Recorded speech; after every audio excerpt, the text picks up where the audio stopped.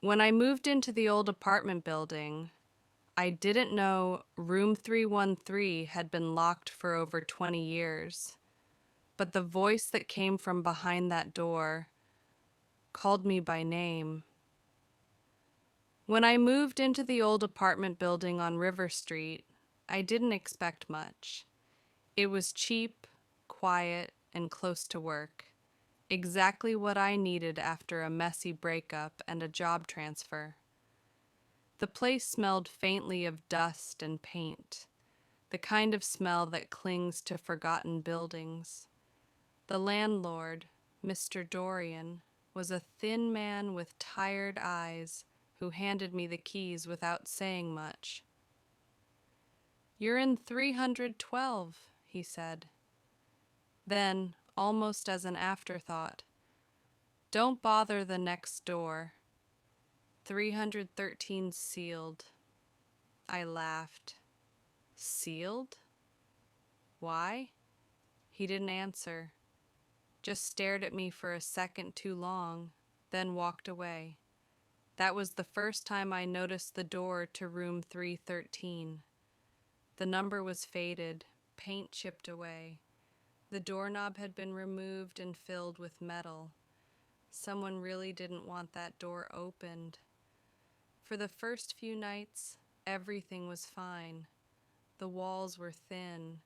I could hear the elevator, the old pipes, sometimes even music from upstairs. But on the fourth night, I woke up at 2:17 a.m. to a sound, a whisper. It came from the hallway. I sat up, heart pounding. At first, I thought it was someone talking on the phone, but when I pressed my ear to the wall, it was coming from room 313.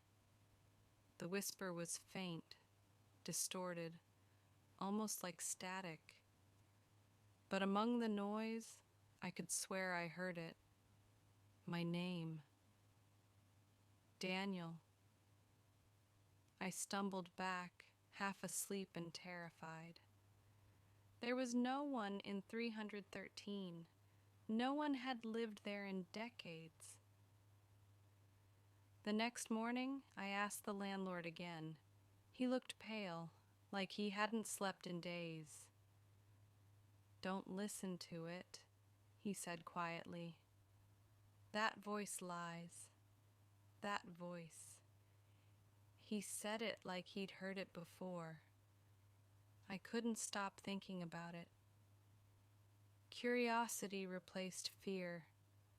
I spent the next few nights listening, always around the same time, always that faint whisper. Sometimes it said words I couldn't understand, sometimes just static. But then, one night I recorded it. When I played it back the next morning, I nearly dropped my phone. The voice was clear this time, not distorted, not random. Help me. The next thing I did was completely irrational. I tried to look inside room 313. The door was sealed, but the air vent wasn't. I unscrewed it, pulled out the grate, and peered through. It was dark, empty, except for a single red light blinking in the corner. A camera. I told myself maybe it was security equipment, but then I saw something else. A faint outline on the wall, written in what looked like dust or maybe even ash. "Still here." That night the voice came again, louder, desperate. "Daniel, you have to open the door. They're coming back." I froze. It knew my name again. And they? Who were they? I tried to ignore it. But then, 3 days later, my phone buzzed. An unknown number, no caller ID. I answered. Static. Then, room 313, basement key. The call ended. There was no basement key on my set, but when I checked under the stairs, hidden behind a loose tile. There it was, an old, rusted key with the number 313 carved into it. The basement smelled of mold and old metal. Boxes stacked high, broken furniture, cobwebs everywhere.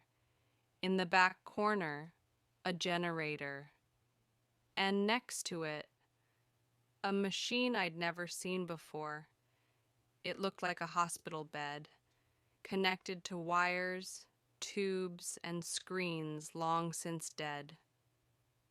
A label on the side read, Neurolink Research Facility, 1998. I'd heard that name before. My mother used to work for them before she disappeared. Suddenly everything clicked.